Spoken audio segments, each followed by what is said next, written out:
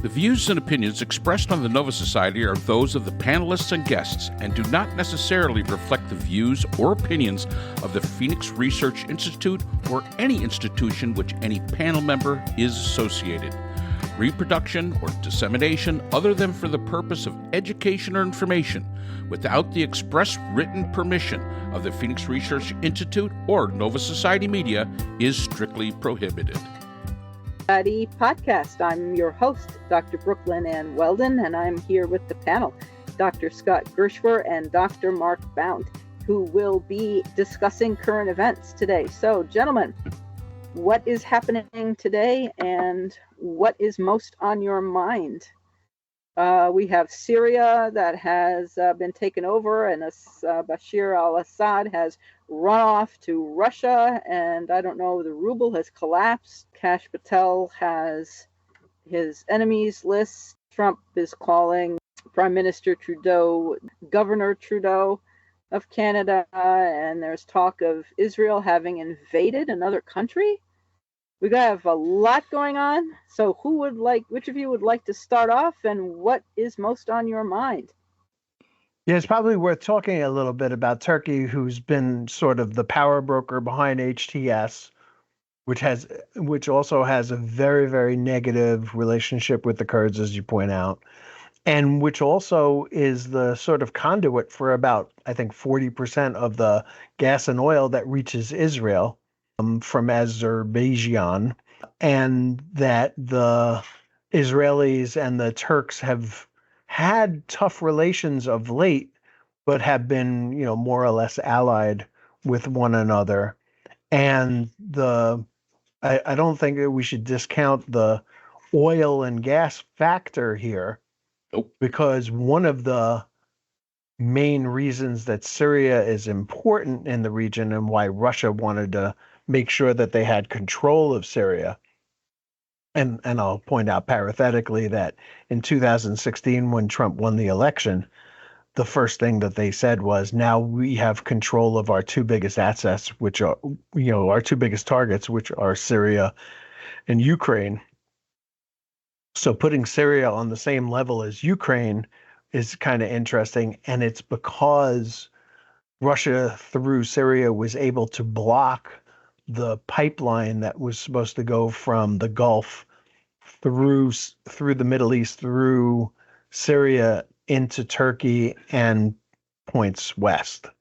And now that the possibility is there that this will become a reality, and that there's a new way of getting energy back and forth from the Middle East up into Europe that bypasses Russian interests, which means more competition for Russia and greater control for Turkey. Mm-hmm. So, I guess my question to you would be, what do you see this meaning for Israel? Well, so Israel for a long time was willing to put up with Bashar Assad and had put up with his father because they were predictable. Because they knew that if Syria, for some reason or another, hit them and they would hit back, that Syria would back down.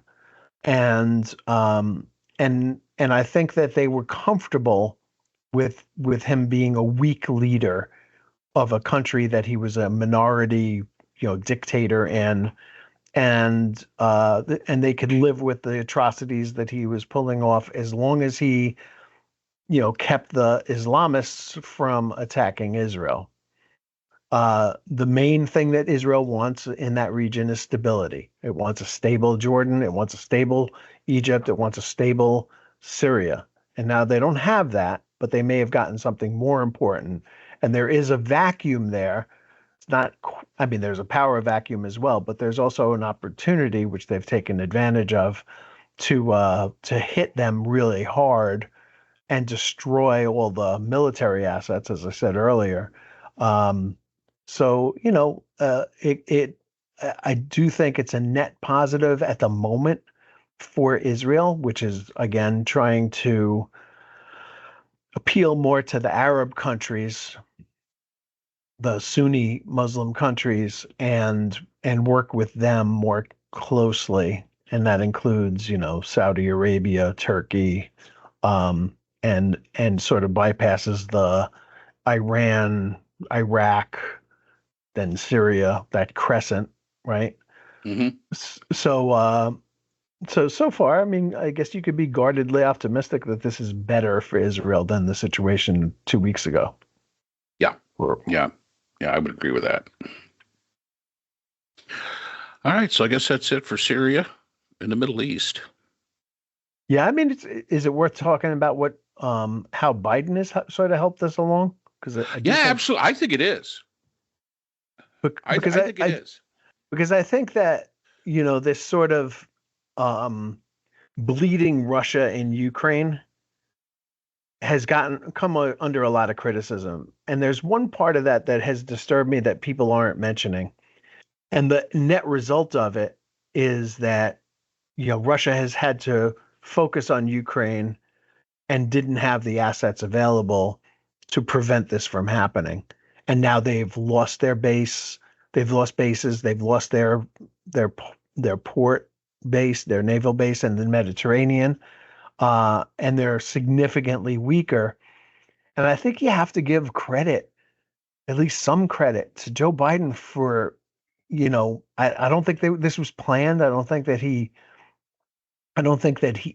there was a master plan here, but he played it well. He played the cards that he had really well, and he ended up with a really, really good outcome for the United States and our allies, which is that Russia is a lot weaker today than they were 2 weeks ago.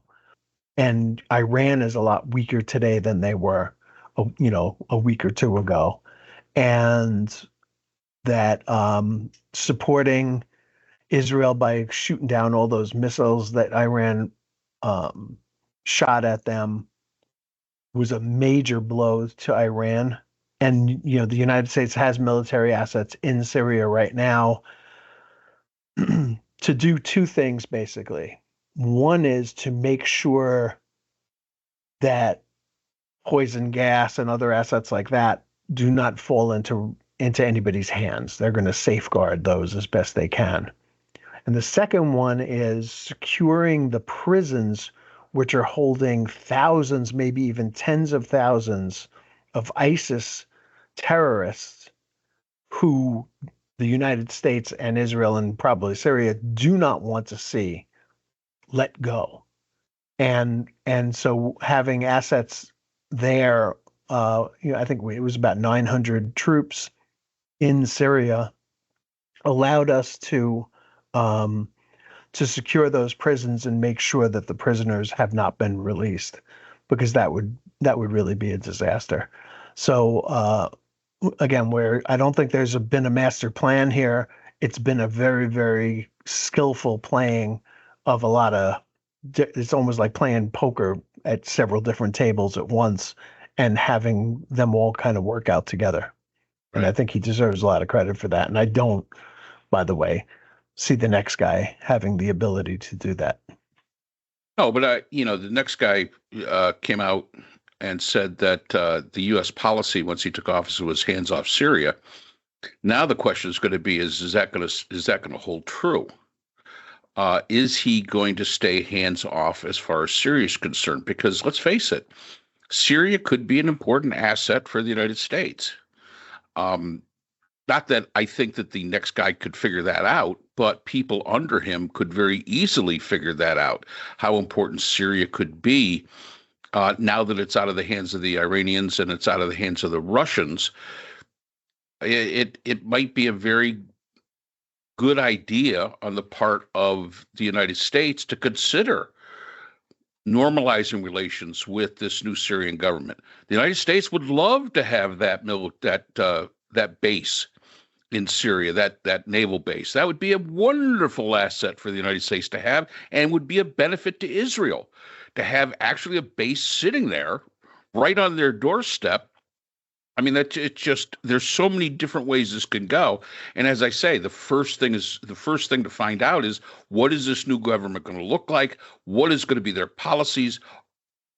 Like you say, we're going to remain optimistic about this, but cautiously optimistic that what they're saying to the press and what they're saying to the people is actually what is going to happen. But as we've seen many times, what they say and what they do may be two totally different things. But this is, I think, an opportunity for a normalized relations with Syria, which we really haven't had, and really stabilizing this region and taking Iran and kind of putting them like in a box. So now the one you got to worry about is Iran. I mean, there really isn't a lot of other countries there that have to be really that people have to be overly concerned about. The United States, Israel, as a major ally of ours. So yeah, this is an opportunity.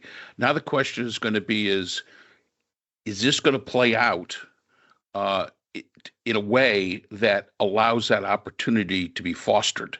And I think that's still, those are the questions that are still sitting out there unanswered. And I don't think we're going to know anything probably for 6 months, because there's a lot of cleanup that has to go on over there. It's a mess. It is an absolute mess.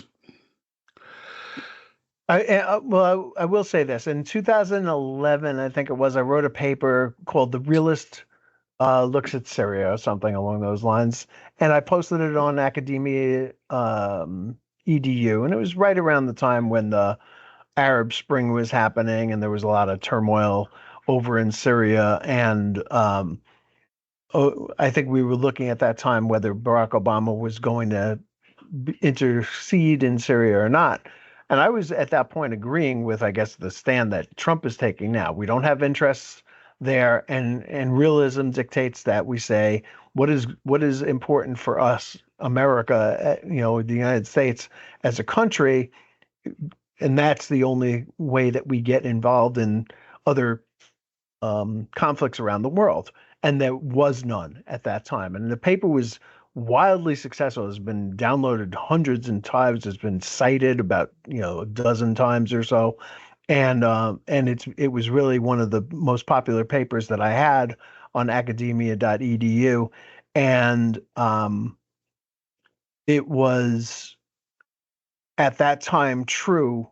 It is no longer true. Like if I had to rewrite that paper, which I might do, I would say from a realist viewpoint, we need to be really engaged in this. And right. and Trump is completely wrong. We have a major interest in what goes on. You could just take it from the standpoint of America's business is business, and oil is a big business. And we need to make sure that the flow of oil into Europe and gas into Europe is not interrupted. We need to make sure that it is not controlled by Russia. And this is a really good place to do that. And so we do have major assets or major interests anyway that we need to take care of in this region. Right. And right. Syria, yeah. And in fact, I also uploaded a paper, I think it was in 2012, about the Syrian conflict, and really took it from the perspective of it was a proxy war in a way between the United States and between Russia. And that's why we were backing the rebels, and that the best thing for Syrians would be to let them control their own country in the way that they wish to do it. So that was, when you mentioned the paper you wrote, that's something that, and I think mine's been cited a few times as well. I think that revisiting those papers now and saying, hey, all right, things are different. It's no longer a proxy war, as my paper kind of took it from that direction, but being engaged, since the other proxy that was against us back then, Russia, is out of the picture, hopefully stays out of the picture. And I think that's an important factor. I agree that the interests of the United States, especially in that region, can only profit from a good relationship with Syria. It helps our major ally in Israel, and it offers us, as I say, opportunities to do some things that we weren't really able to do before this. when Syria was in such flux. And again, just the idea of what this new Syrian government has to do to get itself stabilized, back on track. There's a lot that we could do that could help that process.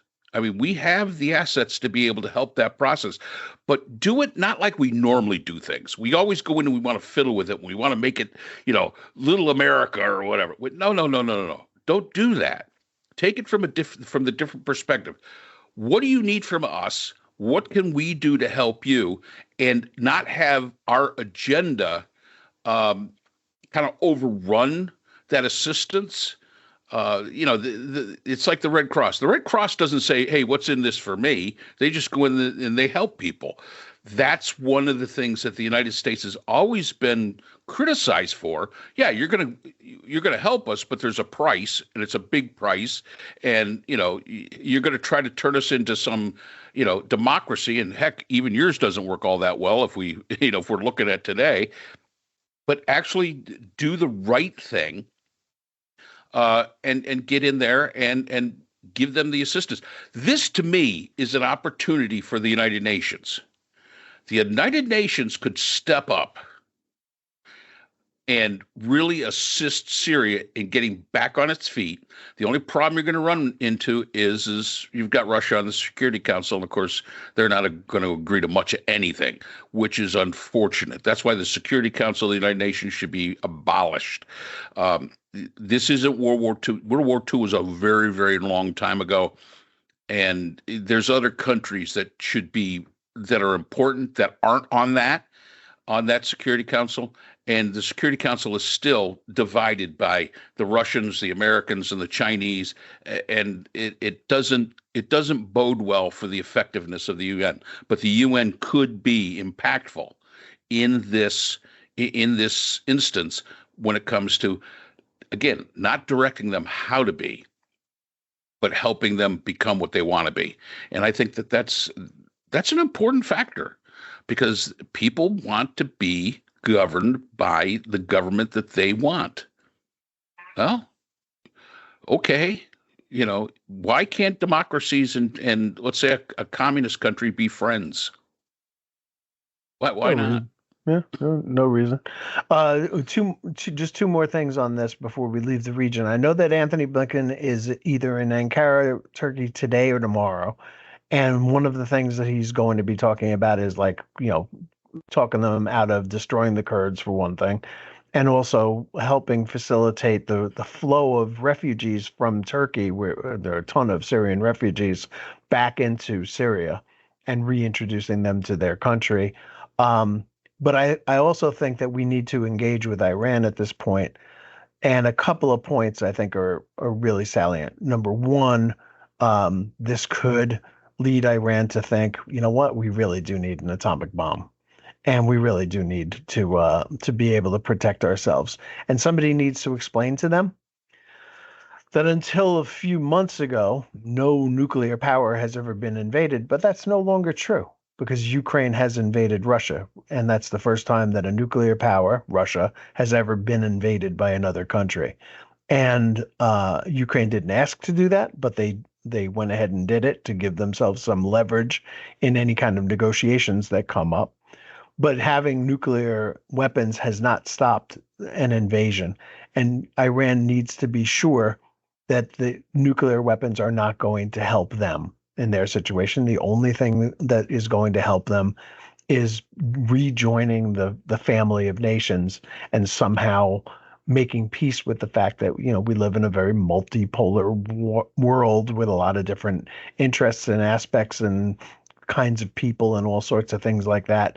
And that they're entitled to be a Islamic State if they want to be, but they really have to be more tolerant of other people and other cultures and things like that as well, and somehow convey that message and to a very weakened Iran that nobody is going after them as long as they move towards not supporting their proxies, which are almost all done. And I'm sure the Israelis are going to go after the Houthis right after this, when this mop up is done.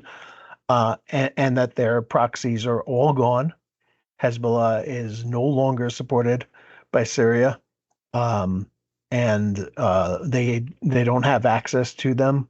Hamas is, a shell of its former self, thanks to their own stupidity, and that Iran really needs to start thinking about joining the world again, and hopefully, this will lead to good outcomes. The second one I brought up earlier, Mark, I want to hear what you think about this, because I think in 1961, when I wasn't yet born, that the Israelis kidnapped Adolf Eichmann from Buenos Aires, and they didn't kill him. They kidnapped him, and they brought him back, and they put him on trial. And this guy, or several guys that they have captured in Syria, who are guilty of, it seems, unimaginable horrors. I mean, I've seen the video on Twitter of mass graves in one town where this one guy that they captured yesterday killed 288 people, mostly by throwing them off roofs into these pits and shooting them while they were in midair, almost as if they were like being told to run, and while they were in midair, you hear the gunshots. And it's horrible stuff. And all these people that they locked up in these prisons, basically just to, turn the key, lock them in, no food, no water, nothing, to just starve to death. And you see like the liberation of the women's prison, where all these children are coming out because they were born to these women in these prisons after being raped numerous times by different soldiers or guards that were coming in there. I mean, the horrors of Syria are going to be something for the world to really try to get a grasp of.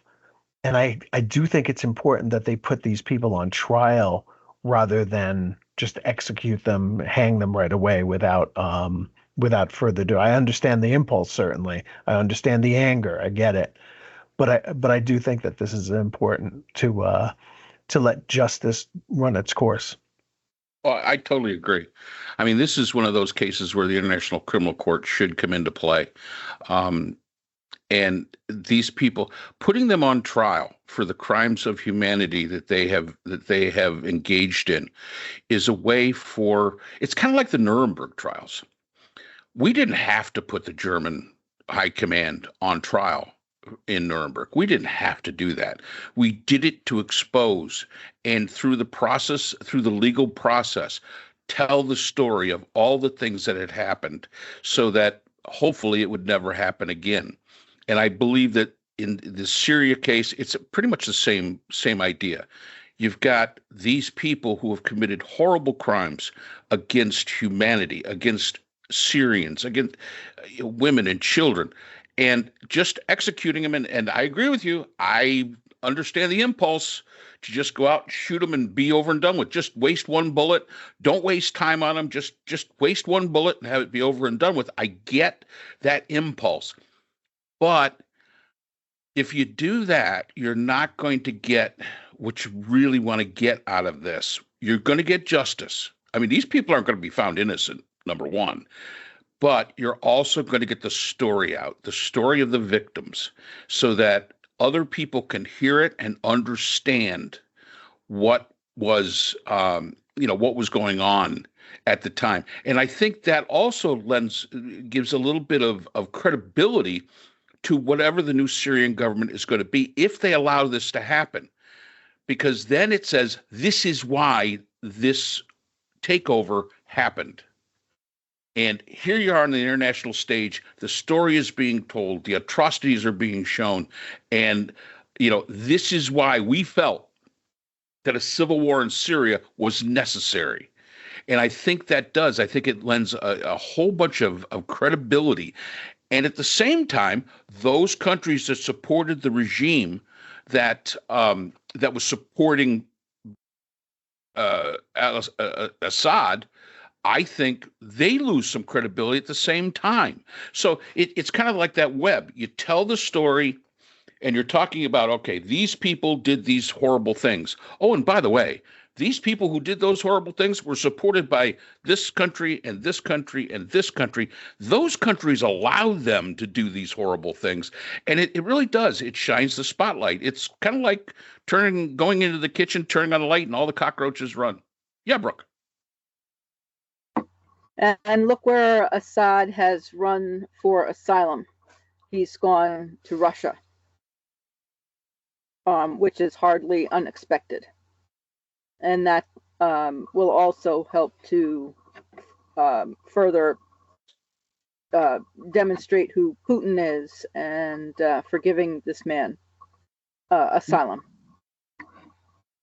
Well, yeah. Should they send him back to face trial? Wouldn't that be something? Yeah, but they're not signatories to the International Criminal Court, so they won't. No, they won't, but they certainly should. Or it doesn't have to be the International Criminal Court. It could just be Syrian court. But putting people on trial rather than just summarily executing them or holding them to some kind of like court martial done real quick. I believe the person that I was talking about before, whose name I'm looking for, but I can't find, and of course I couldn't pronounce it anyway, has probably already been hanged. So, there's a lot that could be done that's not being done. And again, I get it, but I do think that the world needs to see what they were doing there in Syria. It's pretty horrific. Yeah. And Brooke brings up a good point. He ran to Russia. I expected him to run to Iran. That's where I really expected him to go. But then I got thinking about how effective the Israelis are at assassinating people in Iran. So maybe he wouldn't have been quite as safe in Iran as he might have been, as he might be in Russia. Because I've never heard that the Israelis have, assassinated somebody in Russia. But, like you said, Scott, and we've said numerous times, this is something the Israelis are really good at. Yeah, they absolutely. are really good at this stuff.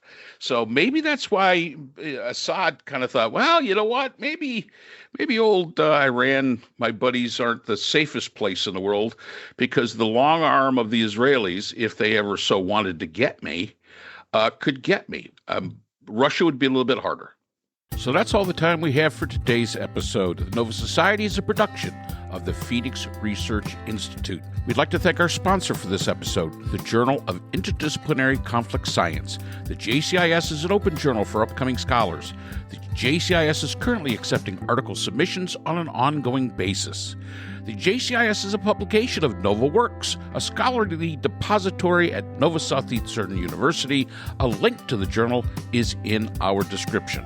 We'd also like to thank our podcast partners, Buzzsprout, who hosts the Nova Society, Audacity, who is our editing partner, and Podkite, who does all of our analytics. We'd also like to thank iHeart Radio, where people get their music and podcasts, Apple iTunes, the largest source for music and podcasts on the internet, Spotify, the most popular source for the Nova Society. The Nova Society is available on all these and other quality platforms mentioned in our description. We'd also like to thank our listeners. Without you, the Nova Society would not be possible. If you have a comment, a question, or would like to be a guest on the Nova Society, we can be reached at nova.society.podcast@gmail.com. Always remember, the power of society is knowledge. So for Dr. Scott Gershwer, Dr. Brooklyn Ann Weldon, Dr. Priscilla Hobbs, and all of us here at the Nova Society, I'm Dr. Mark Bound. Be well, and we hope to see you again next time.